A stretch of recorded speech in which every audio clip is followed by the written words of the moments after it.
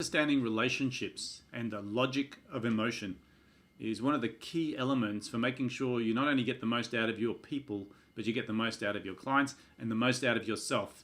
In this interview with Rob Hilliar, we talk about the different stages of the logic of emotion and how you navigate them and how you make sure that you're optimizing your relationships. This is an awesome piece that you must master to be successful within your relationships. So enjoy.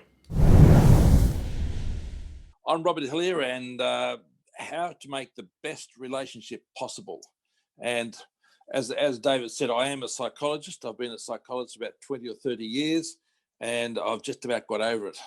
And I've just about got over it because a lot of psychology I find works very well in the clinic, but not so much. So why? Why would you want to learn about this? And the why is, and I put the picture up there, by the way, because I wasn't sure if I'd be on screen or not. So but just so that's who I am. So to be more successful than you've ever been before, you have to overcome stupidity. And I use the word stupidity not to denigrate anybody, but what I find is all the time, people, they get themselves set up. They do the courses, they read the books, they have the knowledge, they have the ability, they have the means, and they get all really ready to go. And before you know it, bang, they at the last minute, they kill it. And then they look at themselves, and what they say to themselves is, how stupid was that? How absolutely stupid. One classic case I heard of was a guy who'd been given a really great investment opportunity into the share market. He knew it was going to go up, so he sat there and he waited for it, and it started to go up, so he went and sold. And then he sat there feeling stupid because he watched it go up and up and up and up. And this is after being told that was going to happen.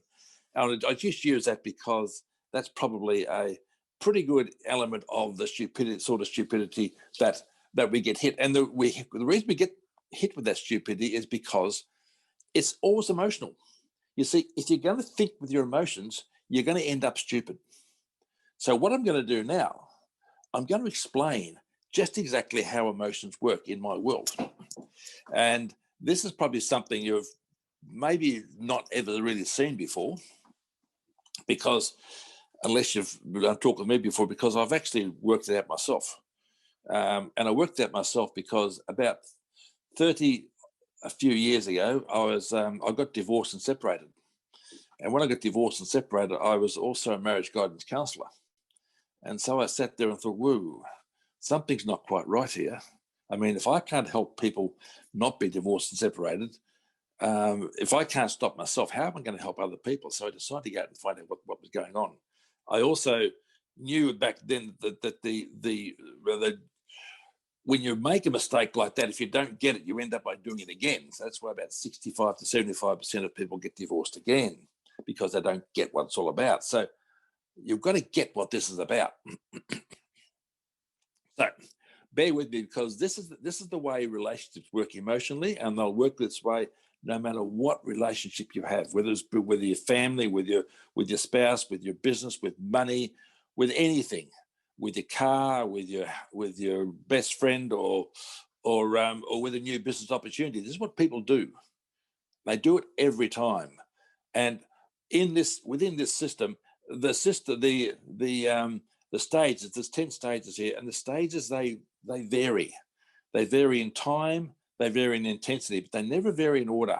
It always goes this way. It always happens to go along this way. So where we start right there, which is primal gazing. And if ever you've been in love, you'll know exactly what primal gazing is. That's the time when basically, a lot of people, they become stupid in a really good, positive way, because they really look and they say, yeah, this person, or this whatever, it's the most wonderful person in the world, or this business opportunity is the most wonderful business opportunity, or the business I'm getting is the most wonderful thing. Is because what you do in this stage, you see everything has been positive, and anything which has not been positive, anything which is negative, you tend to ignore it. And there's a very special reason you do that. And from there, what we go into is a thing called commitment. Because if you want to keep any relationship moving forward, you've got to make some commitments. The problem with commitments is they've got good and they've got bad. They've got drawbacks and they've got benefits. And unless the drawbacks are outweighed by the benefits, it's not going to work. So in other words, I'm going to commit myself. I'm going to put a bit of money into that. But if that money going in there doesn't outweigh the benefit of the money that comes in because of that, then you can't really keep that relationship going, can you? Once you do that, but usually at the start, there is a time when it really works. So we celebrate. And that's usually that initial flush. We've seen the opportunity, we've seen the new love of our life, we've seen the new car, we've seen what we want. Now we've made a commitment and it's working and it looks like it's going to work. It might not be giving us, we might not be getting all the benefits yet, but it's still working. And what we've been doing is we are bonding. And the reason we are bonding is because further down the track, we're going to have problems. We know that. Nobody's ever gone into anything new, knows it's going to come without some difficulties. That's just part and parcel of the course. And we all know that. And of course, it doesn't last forever. And we go into a time when we feel betrayed. We feel betrayed because suddenly, what was this perfect, absolutely perfect, wonderful opportunity we had, and we were feeling so damn good. In fact, we're probably feeling better than we've ever felt before. It's suddenly, bang, and it's often suddenly, it just goes. 1 minute it can be really good, next minute it's just gone, and you think, what's happened? Was that the reality? It was the reality. It was that good, but what's happened now is suddenly we've got a bit of balance, and some bads come in. And that bad has come in, that has to be dealt with. That has to be dealt with every time, because if it's not dealt with, it's going to absolutely destroy you completely. So what we now do is we've got to work out if it's worth it. So we withdraw. We withdraw into ourselves. We withdraw into whatever. We start to think about it. We start to say, hey, is this worth it? Should I stay or should I go? Should I commit more? Should I absolutely stick with this one? Is this going to work out? We've got some big problems here. It's going to take some time. I've got to put time into this. Is this worthwhile putting the time in? And for a start, we say, yeah, we will. And that's time of procrastination.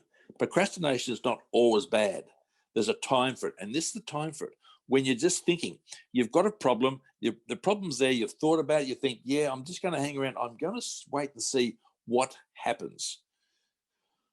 The problem with procrastination is people can get stuck in there for weeks, months, even years. And I've seen people in relationships be stuck in there for a lifetime together, not wanting to move out of there. So procrastination has its place, but not too long. So you procrastinate, and let's say in this one we decide, right, we're going to go further forward. Right, now the fun starts, people, because when you go further forward, our demons are going to come up. Now, this is not going to happen sometimes. This is going to happen every time. These are the emotional demons come up, and these emotional demons, they want to take us over. They want to absolutely take us down so we can't go forward, basically. Because remember, emotion's a funny thing. It works. There comes a time when you're ever taking on anything, you've got to go through this process, because you've got to beat the emotion, which is going to try and tell you, don't change, don't go forward. It just naturally does that. I don't know if you've ever found yourself that when you take on something new and you're starting to work through it, and suddenly the problems come up, that you actually find yourself emotionally working against yourself. Because that's what happens. We start to work, our emotions work against ourselves. And unless we deal with those emotions, we'll continue to work against ourselves. So here we go. Then we get to rock bottom.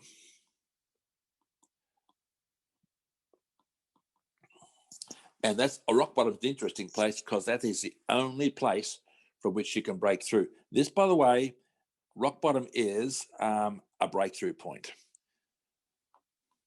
This is a break point. You either break back, break down, or you break through. If you break through, you go forward. If you break down, you go backwards. Most people break down. And the reason most people break down is because it's easier, it's safer. You see, the problem with being at rock bottom, you're going to break through. You don't know what you're going to break through to. And this is why people don't do it. You just don't know what to break through to. Yes, you know, this is going to be all good, but what's it going to do to my life? And you'd be surprised how often people break down when they're about to make a lot of money, because they say, what's this mean? Or when they're going to get on a big new contract, because they say, whoa, will I be able to do it? I don't know if I'll be able to do it. Breaking through breaks you through to more responsibility. Breaking down, well, it leaves you in a bit of a victim mode, actually. But the real thing is that when you break down, you start spiraling down. And if you're losing, if you're breaking down, or you're going broke in a business, or something's not working, it's not going to happen just in isolation. It's going to be a series of breakdowns which you haven't been going through. Let's just say, for our instance here, we actually break through, which we do. We break through, and we break through into happiness. Now, we've broken through. We've become different. We're now in a different mindset. Down here at rock bottom can't see what this happiness is about, because that at rock bottom you can't see the future. That's the problem. You can't see the future. You want the future. You know what you might want, but you can't see how you can possibly have it. Has anyone, if you think about it, have you ever had the experience of just sort of suddenly it just all happens. It's just all there. You don't know what happened. It just feels good, and suddenly you feel powerful, and all of a sudden there's opportunities around you, and everything's sort of working, and you felt so absolutely crap, and now it's great. You know, I was having troubles with the family, or I was having trouble with the business, and now all of a sudden it's just turned around, and I feel different. That's your breakthrough. And most people, when they break through, they can't tell you why they break through. Can't really tell you what the hell happened. They just know they did. And it really feels quite amazing. So, and then you go through the time of attraction. And what you start doing, you start to attract new opportunities. You start to attract new people, because you've now evolved. You're at a higher level than you've ever been before right now. And so a lot of those friends that you had before, they're not there. They're not going to keep up. They're going to find you too much. They've either got to shape up or ship out right now. And a lot of them, most of them will shape up, will ship out, because they've got their own journey. They're not ready to break through, but they can break through. And some of them will, and anyone's willing to do the work, you can help them. But also you'll start to attract a lot of people who are at the same level as you. And suddenly this starts to become quite a different lifestyle, because with all these new opportunities, away we go. Now the new opportunities come in, and guess what? Guess where we go to now? Now we go on to commitment again. We go on to having to commit ourselves, and we go around the cycle again. So what we do here, when this is working for us, we then start to cycle. We're cycling up and up and up, and that's not a good up and up and up show. Don't like that at all. We start to cycle. Thank you. We start to cycle up and up and up and up and up. That's up. That's moving on. This is going round and round this cycle, going upwards. Whereas that's breaking through. Whereas breaking down is going down, down, down, like we are here. And that's where we go into victim mode. That's victim. This one is being victorious. Now, the point is this. I don't care what you're doing. If ever you're going to change, whenever you're being more successful, that is going to happen. You have to handle the emotion. You must be handled. If you want to make Anoop stuff and Craig stuff work, you've got to deal with the emotional stuff. What I like about businesses, to be successful in the business, it's going to take you on an emotional journey. And if you don't take that emotional journey, you won't be successful. It's just that simple. There's nothing really complicated about it. But what you've got there is, and what this is, it's a whole system of, wait for it, emotional, logic. You see, people, when they have a problem, have an emotional problem, they try and make common sense of it. They try and say, well, hang on, 1 and 1 equals 2. But see, in the world of emotion, in the absolute world of emotion, it doesn't always work like that. What you got to understand is that a dirty rag plus an old car can equal a BMW. Okay? It doesn't have to make sense. It doesn't have to make logical sense. What it does is emotion works on the fact that everything that happens, there's a logic to it. There's a reaction to it. And those reactions form a pattern. And once you get hold of the pattern, you start to understand that you don't have to worry. You don't have to worry about it. This is what Craig said before. Don't try and deal with people. Don't try and help people's mental health.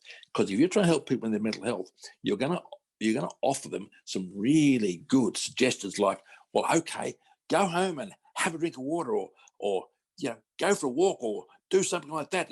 And the person's going to be sitting there and they're going to be saying, but I don't care. It's not going to change anything for me.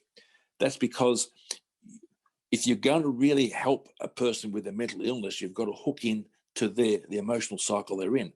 And the emotional cycle is going to be based on stupidity, because it is a way of handling stupidity. You get this cycle and you can handle your own stupidity. You can work out what that stupidity is, because that stupidity is going to come up every time. And the best, if you have a look at yourself, all the biggest problems you've got, all the most worst decisions you made, I'll guarantee it was at the height of great emotion, because that's what we do. It's the height of great emotion. So, by the way, in this stage down here, primal gazing, don't make decisions, because you are at the height of great emotion, and some of those decisions, they might seem like wonderful things at the time, but things are going to change. They can work, but things are going to change. There's no two ways about that at all. If you think with emotions, and I don't mind you being emotional, just don't make decisions with them, and just don't try and make logical sense of them. Make emotional sense. Where are you at with this whole thing? Because, as I said, it's the way emotion works. Not sometimes. It works like this every time. Every time it goes like this. So, your next step, to learn how to use this unique logic to have the best relationships with business, partners, clients, teams, and your family, just type yes, please in the chat box. And we'll have a complimentary session. And at that complimentary session, I'll go through and have a look at your specific circumstances and help you look at that. I'll give you some sort of advice on it. And I'll also give you a copy, an ebook copy of the cycle of emotion. So you can look at it, you can read it. It's not hard. It's either between 14 and 24 pages. It depends on which one it sends you, because sometimes I get it mixed up, but there's two there. There's 2 ebooks. And from that, you can get a really good idea. And it'll only be an intuitive idea. You see, the thing about this is when you put this into practice, you don't think about it. You go with your feelings and you just sort of know. It's like as if you're going to tie up your emotion with your, instead of tying up your emotion with your intellect, you tie up your emotion with your intuition, because really emotional mastery is really allowing your intuitions to take over. And it's a different energy than the emotion. Intuitions aren't quite so prone to stupidity, not like emotions are. So, and it's all about trust. It's all about trust. But emotions, man, I tell you what, when they take you over, they are hard taskmasters. They do not take prisoners, and when they really get going, they can really have you going very badly. Now, here's an example. People on drugs. Have a look at anyone on drugs, and have a look at anybody addicted to drugs. What they tend to do is they tend to think emotionally. That's why they can make decisions up to a certain point, but they'll start to think emotionally. And people on drugs, they'll always hold themselves back. They'll hold themselves back because the problem is when they get to here, which is the break point, when they get right into this point here, they go and they take drugs. Rather than go within themselves and find out who, do I need to be so it ceases to matter? Ceases to matter. That's the one. It's got to cease to matter. When it ceases to matter, I am now a more highly evolved person. Those problems I used to have can never come back again. Other problems will, but not that one. I want to make sure that I've now evolved and I've become someone who now ceases to matter. And that's what breakthrough is. I actually change my mindset. I become a different, more evolved version of myself. And that is that's what business is about. That's what growth and development's about. And that's the one. It's not the only one, but this is the one that's going to hold you back. This is the one that holds you back. Brilliant. Okay. I think, yeah, go on, keep going. I think you can go for hours on this. It's your passion, isn't it? Me, what gives you that idea, David? Yeah, I can keep going. I can keep going for a long time. I know you're well enough to know this, but look, for anyone on the call that's interested, Rob's written a really good book on this. I mean, this is his masterpiece of his life. And I think, when we talk about emotions getting in the way, and you said an interesting statement there, you've got to make it cease to matter. Yep. It's a game changer. So anyone who's interested in that just needs to say yes into the chat box. We're sort of conscious of time, and there's a couple of things I'd like to do before we wrap up today's call, but probably I'd like people to think about what's been most useful for them out of today's call.